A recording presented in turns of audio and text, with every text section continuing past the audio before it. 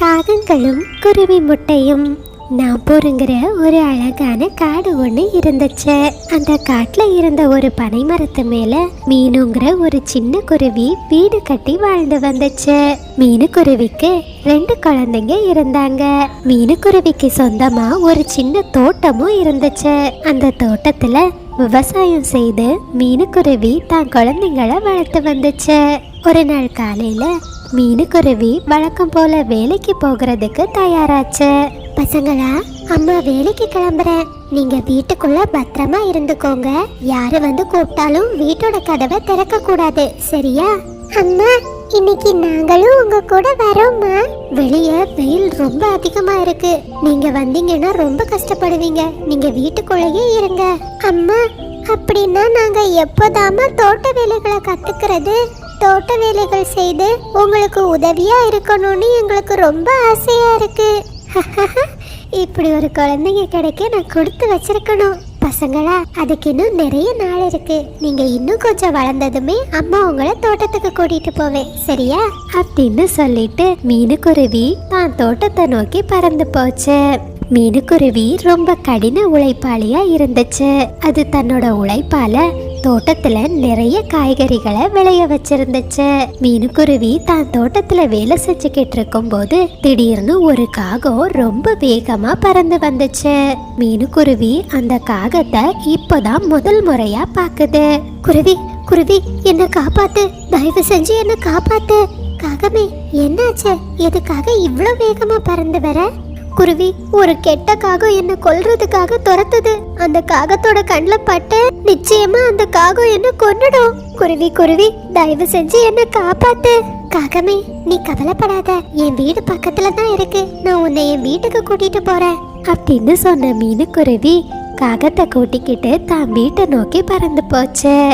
அப்படியே ராத்திரி நேரம் வந்துச்சு. குருவி, என் வீடு ரொம்ப தூரத்துல இருக்கு. இந்த ராத்திரி நான் என் வீட்டுக்கு போனா மறுபடியும் அந்த கெட்ட காகம் வந்துடுமோன்னு எனக்கு ரொம்ப பயமா இருக்கு. நான் இந்த ராத்திரி மட்டும் உன் வீட்டுல தங்கிக்கிறேன். நாளைக்கு காலையிலேயே என்னோட வீட்டுக்கு நான் கிளம்பிடுறேன். சரி காகமே, கவலைப்படாத. நீ இங்க பத்திரமா இருக்கலாம். நீ தாராளமா ராத்திரி இங்க தங்கலாம் அப்படின்னு சொன்ன மீனுக்குருவி காகத்துக்கு சாப்பிடுறதுக்கு உணவையும் கொடுத்துச்சு. பிறகு மீனுக்குருவி தான் குழந்தைங்க கூட தன்னோட கூட்டுல படுத்து தூங்குச்சு. காகமும் ரொம்ப நிம்மதியா மீனுவோட வீட்டுல படுத்து தூங்குச்சு. அப்படியே மறுநாள் காலையில வந்துச்சு. தூக்கத்துல இருந்த 2 குழந்தைங்களும் கண் விழிச்சு பார்த்தாங்க. அவங்களுக்கு ஒரு பெரிய அதிர்ச்சி காத்துக்கிட்டு இருந்துச்சு. தான் வீட்டுல இருந்த காகத்தை காணல. தான் அம்மாவோ உடம்புல காயத்தோட தான் வீட்டுல அப்படியே படுத்திருந்தாங்க. தான் வீட்டுல இருந்த பொருட்கள் எல்லாம் உடைஞ்சு போய் அங்கேயும் இங்கேயுமா சிதறி கிடந்துச்சு. அம்மா, அம்மா, உங்களுக்கு என்னம்மா ஆச்சு? அம்மா, எழும்புங்கம்மா. அம்மா, கண்ணை திறந்து பாருங்க. அம்மா, அம்மா, அம்மா, எழும்புங்க அம்மா. அம்மா, அம்மா, எங்களுக்கு பயமா இருக்குமா. எழும்புங்கம்மா. அந்த நேரத்துல அந்த பக்கமா வந்த மிட்டு கிளி குழந்தைங்களோட சத்தத்தை கேட்டு மீனுக்குருவியோட வீட்டுக்கு போச்சு. மீனுக்குருவியோட வீட்டின் சூழ்நிலைய பார்த்ததுமே மிட்டு கிளிக்கு நடந்த விஷயங்கள் புரிஞ்சது. குழந்தைங்களே, நேத்துக்கு உங்க வீட்டுக்கு தெரியாதவங்க யாராச்சும் வந்தாங்களா? ஆமா மிட்டு அங்கிள், ஒரு காகம் வந்துச்சு.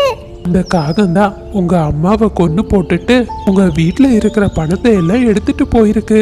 இதுதான் சொல்லுவாங்க, தெரியாதவங்களை வீட்டுல சேர்க்க கூடாதுன்னு. குழந்தைங்களே, இனிமேதான் நீங்க தைரியமா இருக்கணும். ஒருத்தருக்கு ஒருத்தர் ஆதரவா நீங்க தான் இனிமே உங்க வாழ்க்கையை வாழ்ந்தாகணும் அப்படின்னு சொல்லிட்டு மிட்டுக்கிளி அங்கிருந்து பறந்து போயிடுச்சு. அம்மாவை இழந்த குழந்தைங்களும் ரொம்ப வருத்தத்தோட தான் வீட்டுல உட்கார்ந்திருந்தாங்க. அக்கா, இனிமே நாம என்னக்கா செய்யறது? எப்படிக்கா இந்த காட்டுல நாம வாழ போறோம்? தம்பி, நீ கவலைப்படாத. நம்ம அம்மாவோட தோட்டம் இருக்குல்ல, அதுல இருக்கிற காய்கறிகளை விட்டு அந்த காசை வச்சு நம்ம சாப்பாடு வாங்கி சாப்பிடலாம் அப்படின்னு பேசிக்கிட்டு 2 பறவைகளும் தங்களோட தோட்டத்தை நோக்கி பறந்து போனாங்க. ஒரு நாள் ராத்திரியிலேயே மீனுவோட தோட்டத்துல இருந்த கத்திரிக்காவில நிறைய புழுக்களும் பூச்சிகளும் வந்துடுச்சு. இத பார்த்த 2 குழந்தைங்களும் ரொம்ப வருத்தமாகிட்டாங்க. அக்கா, இந்த காய்கறிகளை மார்க்கெட்ல வித்தா யாரும் வாங்க மாட்டாங்கக்கா. ஆமா தம்பி, நீ சரியாதான் சொல்ற. இனிமே நமக்கு எந்த வழியும் இல்ல. இனிமே நம்ம சாப்பாடுக்கு என்ன பண்ண போறோம்னு தெரியல. அக்கா, மிட்டு அங்கிள் ரொம்ப நல்லவருக்கா. அவர் நிச்சயமா நமக்கு சாப்பாடு தருவாரு. வாக்கா, நம்ம மிட்டு அங்கிள் வீட்டுக்கு போலாம். சரி குக்கு, வா. நமக்கும் வேற வழி இல்ல, மிட்டு அங்கிள் கிட்ட ஏதாச்சும் சாப்பாடு கேட்கலாம் அப்படின்னு பேசிக்கிட்டே சாராவும் குக்குவும் மிட்டு கிளியோட வீட்டை நோக்கி பறந்து போச்சு. சோட்டு ஆண்டி, நாங்க மிட்டு அங்கிளை தேடி வந்திருக்கோம். அவர் வீட்ல இருக்காரா? இல்லையே பசங்களா, அவரு இப்பதான் வெளியூர் புறப்பட்டு போனாரு. ஆமா, நீங்க எதுக்காக மிட்டு உங்களை தேடுறீங்க? எங்களுக்கு ரொம்ப பசிக்குது. நாங்க காலையில இருந்து எதுவுமே சாப்பிடல. அதுதான் மிட்டு அங்கிள் கிட்ட ஏதாச்சும் சாப்பாடு கேட்கலான்னு வந்தோம். அச்சச்சோ பசங்களா, இருக்கிற சாப்பாட்டை எல்லாம் நான் இப்பதான் சாப்பிட்டு முடிச்சேன். மீதி சாப்பாடை மிட்டு எடுத்துட்டு போயிருக்காரு. என் வீட்டுல சாப்பாடு எதுவும் இல்லப்பா அப்படின்னு சோட்டு கிளி சொன்னதுமே 2 குழந்தைங்களும் ரொம்ப வருத்தத்தோட அங்கிருந்து பறந்து போனாங்க. ரொம்ப பசியோட இருந்த குழந்தைங்க நதிக்கரையோட பக்கத்துல போய் கொஞ்சம் தண்ணீரை குடிச்சாங்க. 2 குழந்தைங்களும் நதிக்கரையோட பக்கத்துல இருந்து அழுதுகிட்டே இருந்தாங்க. அந்த நேரத்துல ஒரு வயசான குருவி அந்த பக்கமா பறந்து வந்துச்சு. என்ன குழந்தைங்களே, இதுக்காக 2 பேரும் அழுதுகிட்டு இருக்கீங்க? உங்களுக்கு என்ன ஆச்சு? தாத்தா, காலையில இருந்து நாங்க எதுவும் சாப்பிடல தாத்தா. எங்க அம்மா இறந்து போயிட்டாங்க. எங்களுக்கு எங்கேயுமே சாப்பாடு கிடைக்கல தாத்தா. அச்சோ குழந்தைங்களா, கவலைப்படாதீங்க, நான் இருக்கேன்பா. உங்களை என்னைக்குமே பசியோட இருக்க விட மாட்டேன் அப்படின்னு சொன்ன அந்த வயசான தாத்தா குழந்தைங்களுக்கு ஒரு சின்ன பைய கொடுத்துச்சு. குழந்தைங்களா, இந்த பையில இருக்கிற விதைகளை வச்சு நீங்க விவசாயம் செய்யுங்க. உங்க கஷ்டம் எல்லாம் தீர்ந்து போயிடும். நீங்க பசியோடயே இருக்க மாட்டீங்க அப்படின்னு சொல்லிட்டு அந்த வயசான தாத்தா அங்கிருந்து பறந்து போயிட்டாரு. குழந்தைங்களும் அந்த விதையை எடுத்துக்கிட்டு தங்களோட தோட்டத்தை நோக்கி பறந்து போனாங்க. ரொம்ப கடினமா உழைச்ச குழந்தைங்க தன்னோட தோட்டத்துல இருந்த எல்லா கத்தரிக்காய் செடிகளையும் நீக்கிட்டு அதுல அந்த வயசான தாத்தா கொடுத்த விதைகளை விதைச்சு வச்சாங்க. மறுநாள் 2 குழந்தைங்களும் ரொம்ப ஆர்வமா தங்களோட தோட்டத்துக்கு வந்தாங்க. அந்த விதைகள்ல இருந்து நிறைய செடிகள் முளைச்சிருந்துச்சு. ஒவ்வொரு செடியிலையும் நிறைய முட்டைகள் அழகா தொங்கிக்கிட்டு இருந்துச்சு. இத பார்த்த 2 குழந்தைங்களும் ரொம்ப சந்தோஷப்பட்டாங்க. அக்கா, இப்ப புரியுதா அக்கா? அந்த வயசான தாத்தா ரூபத்துல வந்தது நம்மளோட அம்மா தான். நம்மளோட அம்மாவோட ஆசீர்வாதம் தான் நமக்கு இப்படிப்பட்ட ஒரு முட்டை செடி கிடைச்சிருக்கு. ஆமாப்பா குக்கு, நீ சரியா சொன்ன. நம்ம அம்மா எப்பவுமே நம்ம கூட தான் இருக்காங்க. மார்க்கெட்ல முட்டைகளுக்கெல்லாம் நல்ல விலை இருக்கு. இத கொண்டு போய் நாம மார்க்கெட்ல கொடுத்தா நமக்கு நிறைய சாப்பாடு கிடைக்கும் அப்படின்னு பேசிக்கிட்டே அந்த 2 குழந்தைங்களும் ரொம்ப சந்தோஷமா அந்த செடியில இருந்த முட்டைகளை பறிக்க ஆரம்பிச்சாங்க. அவங்க பறிச்ச முட்டைகளை எல்லாம் எடுத்துக்கிட்டு குழந்தைங்க ரொம்ப சந்தோஷமா மார்க்கெட்டை நோக்கி பறந்து போனாங்க. மார்க்கெட்ல முட்டைகளை வித்துட்டு நிறைய சாப்பாடுகளை வாங்கி தங்களோட வீட்டுக்கு வந்தாங்க. இந்த மாதிரியே அந்த 2 குழந்தைங்களும் தான் அம்மாவோட ஆசீர்வாதத்தால முட்டை விவசாயத்துல பெரிய ஆளா வந்தாங்க. அவங்க 2 பேரும் ஒருத்தருக்கொருத்தர் ஒற்றுமையா ரொம்ப சந்தோஷமா அந்த வீட்டுல வாழ்ந்துகிட்டு இருந்தாங்க. பனிக்காலம். ஒரு அழகான காட்டுல மீனுங்கிற ஒரு சின்ன குருவி வாழ்ந்து வந்துச்சு. மீனு குருவி இயல்பாகவே ரொம்ப சுறுசுறுப்பா இருக்கும். அது காட்டுல பல்வேறு இடங்களுக்கு போய் உணவு தேடி சாப்பிடுறத வழக்கமா வச்சிருந்துச்சு. அதே காட்டுல ராணிங்கிற ஒரு சோம்பேறிக்காகவும் வாழ்ந்து வந்துச்சு. ராணி காகத்துக்கு தூங்குறதுன்னா ரொம்ப பிடிக்கும். அது எப்போதுமே தன்னோட வீட்டுல படுத்து தூங்கிக்கிட்டே தான் இருக்கும். தன்னோட சோம்பேறி குணத்தால அது மற்ற பறவைகளை மிரட்டி அவங்க கிட்ட இருந்து உணவு வாங்கி சாப்பிடும். இந்த 2 பறவைகளோட வீடும் பக்கத்து பக்கத்துல இருந்துச்சு. மீனுக்குருவி உணவு தேடி காட்டுல ரொம்ப தூரம் பறந்து போச்சு. அந்த நேரத்துல ஜம்ஜம் குருவி ஒரு கூடை நிறைய பருத்திப்பூ எடுத்து வச்சிருக்கிறத மீனுக்குருவி பார்த்துச்சு. ஜம்ஜம் அண்ணே, எதுக்காக இந்த கூடை நிறைய பருத்திப்பூவை எடுத்து வச்சிருக்கீங்க? அட மீனு, உனக்கு விஷயமே தெரியாதா? நம்ம காட்டுல கடுமையான குளிர்காலம் வரப்போகுது. குளிர்ல இருந்து நம்மளை பாதுகாத்துக்கிறதுக்கு பருத்தி பூவும் மரத்தாலான வீடும் நமக்கு ரொம்ப முக்கியம் அப்படின்னு சொல்லிட்டு ஜம்ஜம் குருவி அங்கிருந்து பறந்து போயிடுச்சு. மீனுக்குருவியோ வழக்கம் போல உணவை சாப்பிட்டுட்டு தன்னோட வீட்டுக்கு பறந்து போச்சு. அன்னைக்கு ராத்திரி மீனுக்குருவி தான் கூட்டுல படுத்தபடியே வானத்தை பார்த்துக்கிட்டே ஜம்ஜம் குருவி சொன்னதை பத்தியே யோசிச்சுக்கிட்டு இருந்துச்சு. அப்படியே மறுநாள் காலையில வந்துச்சு. வீடு கட்டலான்னு முடிவெடுத்த மீனுக்குருவி ராணிக்காகத்தோட கூட்டுக்கு பறந்து போச்சு. ராணி ராணி எந்திரி, உன்கிட்ட ஒரு முக்கியமான விஷயம் சொல்லணும். என்ன மீனு, எதுக்காக என்ன எழுப்புன? நான் அழகா தூங்கிக்கிட்டு இருந்தேன். அட ராணி, நம்ம காட்டுல பனிக்காலம் வரப்போகுதான். பனிக்காலத்துல மர வீடு கட்டினாதான் நமக்கு ரொம்ப பாதுகாப்பா இருக்கும். ஐயோ மீனு, இத சொல்றதுக்கா என்ன எழுப்புன? பனிக்காலம் எல்லாம் என்ன எதுவும் செய்யாது.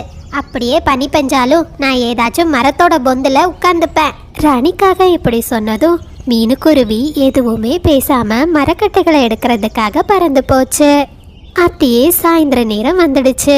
சாயந்தர நேரம் வர மீனுக்குருவி ரொம்ப கஷ்டப்பட்டு காட்டுல பல்வேறு இடங்கள்ல கிடைக்கிற மரக்கட்டைகளை சேமிச்சு தன்னோட வீட்டுக்கு பறந்து போச்சு.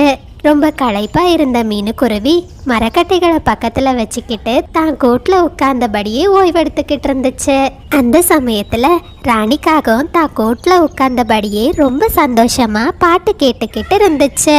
மீனு, சாயங்கால நேரம் ரேடியோல இனிமையான பாட்டு போட்டிருக்காங்க, நீயும் இங்க வா. இல்ல ராணி, நான் இவ்வளோ நேரமா விறகு கட்டைகளை எடுத்துட்டு வந்தேன். இனிமேதான் நான் சாப்பாடு எடுக்க போகணும். மீனுக்குருவி சாப்பாடு எடுக்கிறதுக்காக அங்கிருந்து பறந்து போச்சு. ராணிக்காகமும் எதை பத்தியுமே கவலைப்படாம தான் கூட்டுல படுத்து நிம்மதியா பாட்டு கேட்டுக்கிட்டு இருந்துச்சு. மறுநாள் காலையில இருந்து மீனுக்குருவி வீடு கட்டுற வேலைய ரொம்ப தீவிரமா பண்ணிக்கிட்டு இருந்துச்சு. ராத்திரியும் பகலுமா கஷ்டப்பட்டு மீனுக்குருவி ஒரு வழியா தனக்கான ஒரு அழகான வீட்டை கட்டி முடிச்சிடுச்சு. அப்பாடா, எப்படியோ எனக்கான வீடை நான் கட்டி முடிச்சிட்டேன். இனிமே குளிர்காலத்துக்கு தேவையான உணவையும் பஞ்சையும் எடுத்துட்டு வரலாம் அப்படின்னு சொன்ன மீனுக்குருவி தான் வீட்டோட கதவை பூட்டிக்கிட்டு உணவு தேடுறதுக்காக அங்கிருந்து பறந்து போச்சு. ரொம்ப கஷ்டப்பட்டு ராத்திரி நேரத்துல தனக்கான உணவையும் கொஞ்சம் பஞ்சையும் எடுத்துக்கிட்டு மீனுக்குருவி தன்னோட வீட்டுக்கு வந்துச்சு. ராணிக்காகவும் வழக்கம் போல பாட்டு கேட்டுக்கிட்டு இருந்துச்சு. அந்த நேரத்துல ரேடியோல ஒரு செய்திய சொன்னாங்க. முக்கிய செய்திகள்: இன்னும் 2 நாட்களில் காட்டில் கடுமையான பனி பெய்ய உள்ளது. பறவைகள் அனைவரும் எச்சரிக்கையாக இருக்கும்படி கேட்டுக்கொள்ளப்படுகிறீர்கள். அச்சச்சோ, ஒருவேளை மீனுக்குருவி சொன்னது உண்மையாதான் இருக்கும் போல. பனிக்காலத்துக்கு நான் இப்ப எதையுமே பண்ணலையே அப்படின்னு சொன்ன ராணிக்காகவும் ஒரு வாழை மரத்துல இருந்து தனக்குன்னு 3 வாழை இலைகளை பறிச்சுட்டு வந்துச்சு. அந்த வாழை இலைகளை தான் கூட்டோட சுத்தி ஒரு கூடாரம் மாதிரி அமைச்சது. அதுக்குள்ள ராணிக்காகவும் ரொம்ப சந்தோஷமா உட்கார்ந்துருந்துச்சு. இவ்வளோதான், வேலை முடிஞ்சது. இனிமே எந்த பனியும் என்னை எதுவும் செய்யாது. இதுக்கு போய் அந்த முட்டாள் மீனுக்குருவி மரக்கட்டைகளை எடுத்து வீடு கட்டி என்ன கஷ்டப்பட்டுச்சு. சரி இருக்கட்டும், எல்லாரும் இந்த ராணிய மாதிரி புத்திசாலியா இருப்பாங்களா அப்படின்னு சொன்ன ராணிக்காகவும் மறுபடியும் தான் கூட்டுல படுத்து பாட்டு கேட்க ஆரம்பிச்சது. அதே சமயத்துல மீனுக்குருவி தான் வீட்டுல 2 முட்டைகளை இட்டிருந்துச்சு. இத பார்த்த மீனுக்குருவி ரொம்ப சந்தோஷப்பட்டுச்சு. அப்பாடா, பனிக்காலத்துல நான் எல்லாத்தையும் சேமிச்சிட்டேன். இனிமே நிம்மதியா என் முட்டைகள் கூட என்னோட நாட்களை நான் செலவிடலாம். அப்படியே ராத்திரி நேரம் வந்துச்சு. நேராக பனிப்பொழிவு ரொம்ப அதிகமாகிக்கிட்டு இருந்துச்சு. இதனால ராணியோட கூடாரத்துக்குள்ளேயும் பனி விழ ஆரம்பிச்சது. அச்சச்சோ, நேராக ரொம்ப குளிருதே. என்னால இந்த கூடாரத்துக்குள்ள இருக்கவே முடியலையே. சரி, எப்படியாச்சும் அந்த மீனுக்குருவியோட வீட்டுல தங்க வேண்டியதுதான் அப்படின்னு சொன்ன ராணிக்காகவும் மீனுவோட வீட்டுக்கு பறந்து போச்சு. மீனு, உன் வீட்டோட கதவை திற. நான் இந்த குளிர்லயே நடுங்கி செத்துடுவேன் போல இருக்கு. உடனே மீனுக்குருவி தான் வீட்டோட கதவை திறந்துச்சு. மீனு, தயவு செஞ்சு உன் வீட்டுல கொஞ்சம் இடம் கொடுப்பியா? என்னால இந்த குளிரை தாங்கவே முடியல. ராணி அக்கா, என் வீட்டுல 2 கூடு தான் இருக்கு. ஒரு கூட்டுல என் முட்டை இருக்கு, ஒரு கூட்டுல நான் படுத்திருக்கேன். மீனு, இன்னைக்கு ஒரு நாள் மட்டும் உன் முட்டைய உன் கூடயே வச்சுக்கிட்டு தூங்கு. நாளைக்கு நான் எனக்கான வீட்டை கட்டிடுவேன். உன் வீட்டுக்கு வரவே மாட்டேன் அப்படின்னு ராணிக்காக சொன்னதும் மீனுக்குருவி ராணிக்காகத்தை வீட்டுக்குள்ள அனுமதிச்சது. ஆஹா மீனு, இந்த மர வீடு, இந்த பருத்தி மெத்த குளிருக்கு ரொம்ப இதமா இருக்கு மீனு. ராணி, இததான் நான் அப்பவே சொன்னேன், நீதான் என் பேச்ச கேட்கல அப்படின்னு பேசிக்கிட்டு 2 பறவைகளும் அந்த ராத்திரி சந்தோஷமா தூங்குனாங்க. அப்படியே மறுநாள் காலையில வந்துச்சு. காட்டுல கொஞ்சம் பனிப்பொழிவு குறைவா இருக்கிறத மீனுக்குருவி பார்த்துச்சு. ராணி, எந்திரி, வெளியே பாரு, பனிப்பொழிவு குறைஞ்சிருக்கு. சீக்கிரம் உனக்கான வீட்டை கட்டிக்கோ. நேற்றுக்கு ராத்திரி முழுவதும் பெஞ்ச பனியில நான் நின்று எனக்கு உடம்பு ரொம்ப சோர்வா இருக்கு மீனு. நான் கொஞ்ச நேரம் கூட படுத்துக்கிறேன், அதுக்கப்புறமா என் வேலையை நான் பார்க்கறேன். சரி ராணி, தாமதிக்காத, அது உனக்கு தான் ஆபத்து.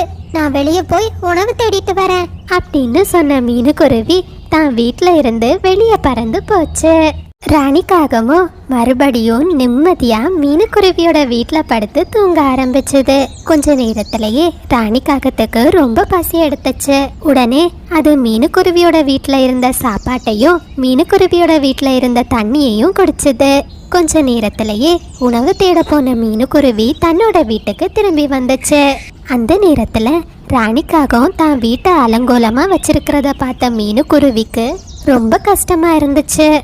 அச்சோ, நான் இந்த காகத்தை என் வீட்டுல அனுமதிச்சிருக்கவே கூடாது. நான் பெரிய தப்பு பண்ணிட்டேன். எப்படியாச்சும் இந்த காகத்தை இங்கிருந்து விரட்டிடணும் அப்படின்னு சொன்ன மீனுக்குருவி கொஞ்சம் பருத்தி பஞ்சை எடுத்துக்கிட்டு ராணி காகத்தோட கூட்டுக்கு போச்சு. உன்னோட கூட நான் சரி பண்ணிட்டேன், இனிமே உனக்கு குளிரே எடுக்காது. மீனுக்குருவி இப்படி சொன்னதும் ராணிக்காகம் ரொம்ப ஆர்வத்தோட தன்னோட கூட்டுக்கு பறந்து போச்சு. அச்சோ, நான் நினைச்சதை விட இந்த குருவி ரொம்ப புத்திசாலியா இருக்கே. பிளான் பண்ணி என்ன வீட்ல இருந்து வெளியே அனுப்பிடுச்சு. இருக்கட்டும், ராத்திரி நேரம் ஏதாச்சும் சொல்லி மறுபடியும் அதனோட வீட்டுக்கு போயிடுறேன். அப்படியே ராத்திரி நேரம் வந்துச்சு. மீனுக்குருவி தான் வீட்டுல படுத்து நிம்மதியா தூங்கிக்கிட்டு இருந்துச்சு. அந்த நேரத்துல குளிர் தாங்க முடியாத ராணிக்காகவும் மறுபடியும் மீனுவோட வீட்டுக்கு போச்சு. மீனு மீனு ப்ளீஸ், இன்னைக்கு ஒரு நாளும் உன் வீட்டோட கதவை திற மீனு. நாளைக்கு நிச்சயமா நான் வரமாட்டேன். ராணி அக்கா, என்னால இன்னைக்கு என்ன ஆனாலும் சரி என் வீட்டோட கதவை திறக்கவே முடியாது.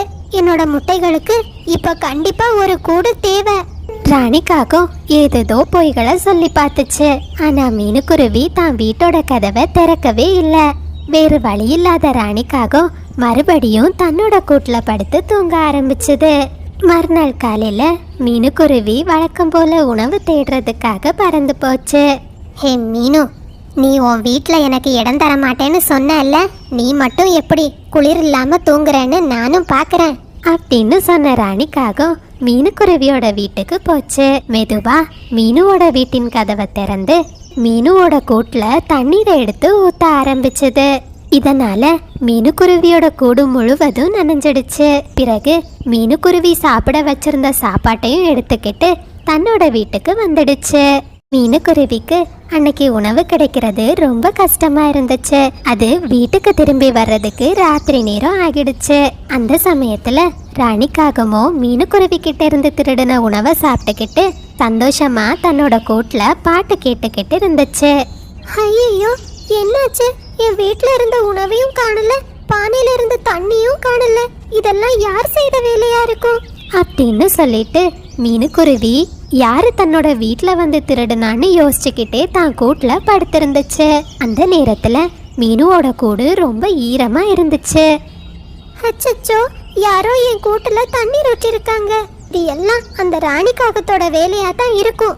அந்த காகத்துக்கு சரியான தண்டனைய கொடுக்க போறேன் அப்படின்னு சொன்ன மீனுக்குருவி மறுநாள் காலையில காட்டுல இருந்து கொஞ்சம் இலைகளை பறிச்சுக்கிட்டு வந்துச்சு.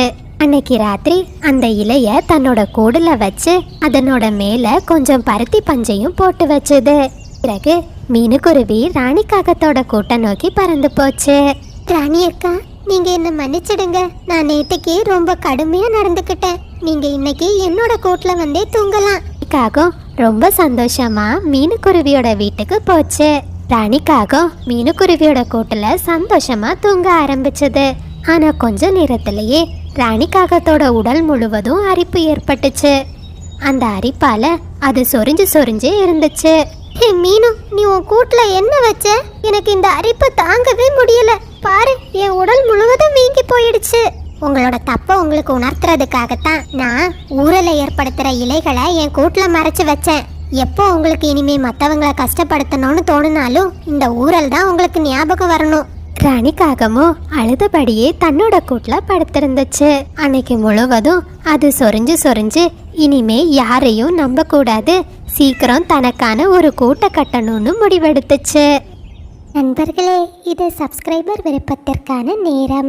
ஆதவன், ரிஷிகா, கௌசல்யா, வெங்கடேசன் எல்லா குட்டீஸ்க்கும் ஒரு பெரிய ஹாய். லயா, லசா, லயானி 3 குட்டீஸ்க்கும் ஒரு பெரிய ஹாய். லயானி, நீங்க சமத்து பாப்பாவா இருக்க என்னுடைய வாழ்த்துக்கள். அம்மா பேச்ச கண்டிப்பா கேட்கணும். ஹரிஸ், ஹரிணி 2 குட்டீஸ்க்கும் ஒரு பெரிய ஹாய். ஹாய் வினோதினி.